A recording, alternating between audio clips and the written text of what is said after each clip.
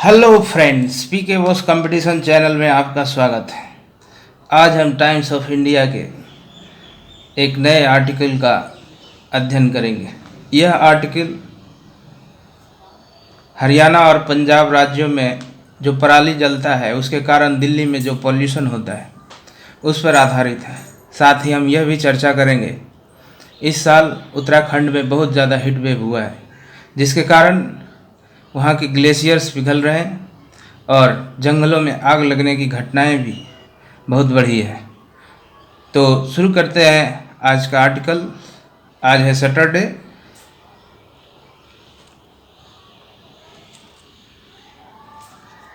अष्टवल्स mountains, NCR pollution and Uttarakhand heat waves, government must step in. तो ये heading है articles का। शुरू में ही लिखा हुआ है अष्टवल्स। अष्टवल्स मतलब पराली होता है। फसल कटने के बाद जो अवशेष बचते हैं उसे पराली कहा जाता है। माउंटेन्स पर भी चर्चा है इस आर्टिकल में। NCR pollution and Uttarakhand heat waves, government of India must step in. तो एडिटोरियल टीम ने टाइम्स ऑफ इंडिया का कहा है कि गवर्नमेंट ऑफ इंडिया को इसमें स्टेप करना चाहिए। तो आर्टिकल शुरू करते हैं। Delhi government support for Punjab's proposed Rs 2500 per acre cash incentive to paddy farmers to curb stubble burning will require center's hand holding। तो पंजाब गवर्नमेंट का एक योजना है जिसके तहत 1 एकड़ पर प्रत्येक धान के किसानों को 2500 रुपया दिया जाएगा ताकि वे पराली जलाने को रोक सकें और उसका कुछ अल्टरनेट व्यवस्था कर सकें। तो दिल्ली गवर्नमेंट भी इसमें सपोर्ट किया है। पंजाब गवर्नमेंट के इस इनिशिएटिव में हम जानते हैं कि दोनों जगह एक ही पार्टी की सरकार है, आम आदमी पार्टी की सरकार है। आम आदमी party governing Punjab and Delhi has helped the two governments strike a consensus. इसकी चर्चा हम कर चुके हैं। दोनों जगह एक ही पॉलिटिकल पार्टी की सरकार है, इसलिए दोनों के बीच आसानी से कंसेंसस बन गया। कंसेंसस मतलब दोनों के विचारों में एक मेल हो गया, दोनों के बीच एक यूनिटी बन गया। Both are willing to contribute ₹500 each. दोनों गवर्नमेंट ने कहा है कि हम लोग 5-5 रुपया देंगे और गवर्नमेंट ऑफ इंडिया से उन्होंने एक्सपेक्ट किया है कि बाकी के सम दें। बाकी के 1500 रुपया उन्होंने गवर्नमेंट ऑफ इंडिया से लेने का उम्मीद किया है। Both are willing to contribute ₹500 each and expect government of India to foot the remaining some.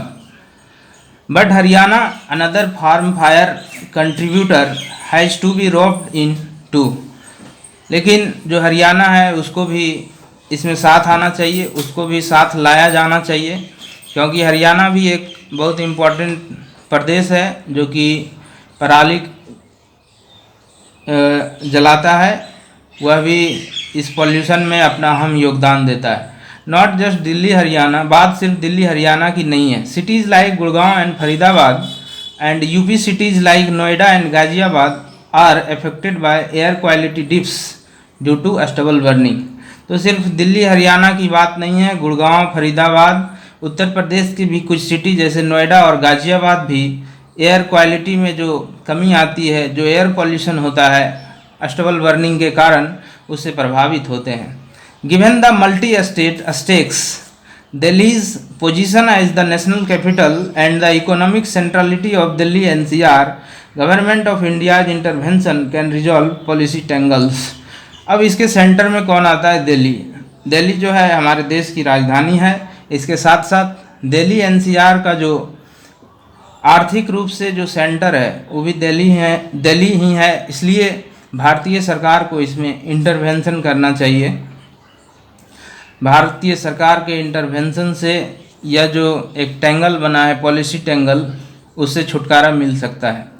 Government of India's commission for air quality management tackling NCR air pollution whose had a dismal start last year.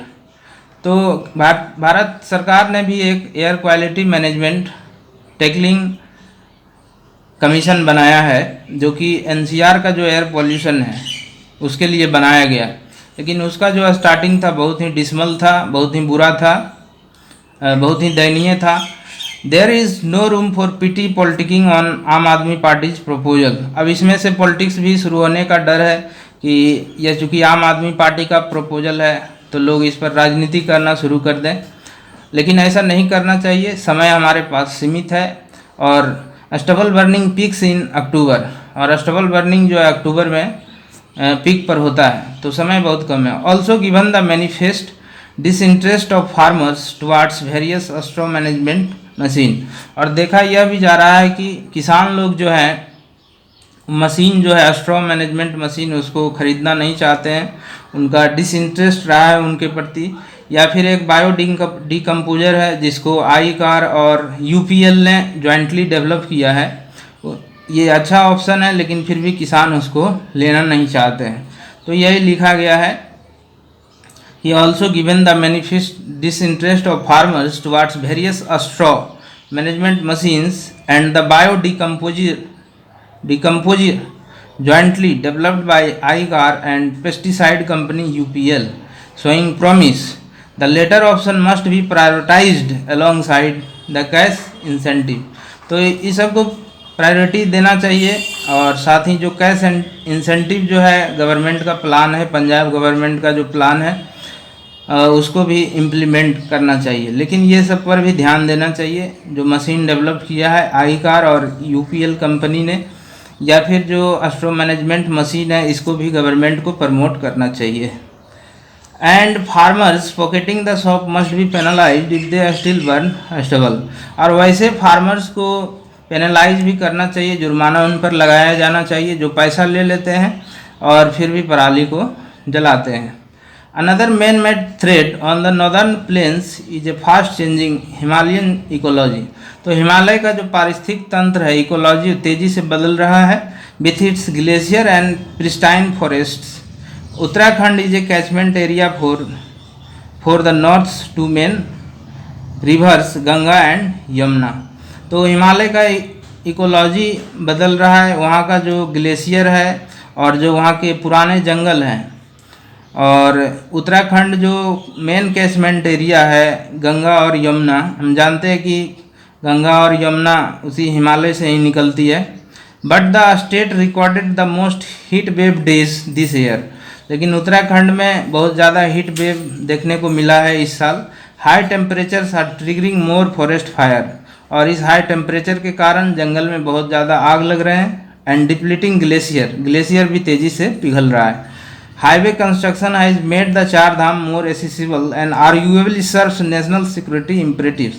चार धाम के लिए हमने जो highway बनाया है वो सही है कि उसने चार धाम यात्रा को बहुत आसान बना दिया है, और नेशनल सिक्योरिटी जो बहुत इम्पोर्टेंट विषय है हमारे लिए, उसके लिए भी बहुत अच्छा काम हुआ है। But the high Pilgrim and tourist footfall, लेकिन यात्रियों की संख्या उस क्षेत्र में बढ़ गई है, चाहे वो तीर्थ यात्री हों या फिर ऐसे ही जो टूर के लिए जाते हैं, उनकी संख्या उस क्षेत्र में बढ़ गई है, जो सॉलिड वेस्ट मैनेजमेंट प्रॉब्लम वहाँ क्रिएट कर रहे हैं। Footfall aggravates solid waste management problems in a fragile ecosystem. हम जानते हैं कि वहाँ का जो इकोसिस्टम है बहुत ही फ्रेजाइल है। फ्रेजाइल मतलब जिसको हम कि नाजुक बोलते हैं, बहुत ही नाजुक बैलेंस पर वहाँ का इकोसिस्टम टिका हुआ है। वेदर इन सिटीज, विलेज और माउंटेन्स, सॉलिड वेस्ट बर्निंग और ब्यूरिंग is unsustainable.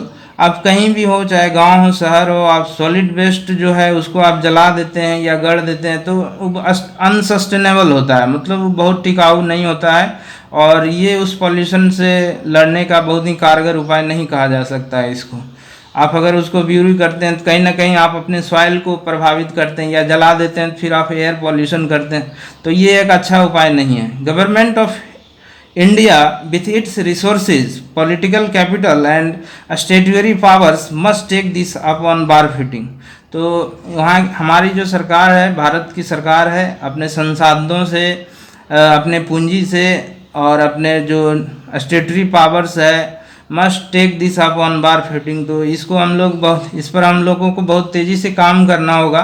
If governments think environment is an economic resource, अगर सरकार सोचती है कि पर्यावरण हमारे लिए एक इकोनॉमिक रिसोर्स है, आर्थिक साधन है, then they must spend money to preserve it, तो सरकार को जो है इसको बचाने के लिए इस पर पैसा आवश्यक खर्च करना चाहिए। तो यही पूरा आर्टिकल था, इसमें दो चीज़ों पर फोकस किया गया है, एक स्टबल बर्निंग पर और उसका उपाय बताया गया है, और दूसरा जो उत्तराखंड में हीट वेव बढ़ा है उसके कारण ग्लेशियर्स पिघल रहे हैं या जंगलों की आग बढ़ गई है, उस पर फोकस किया गया है।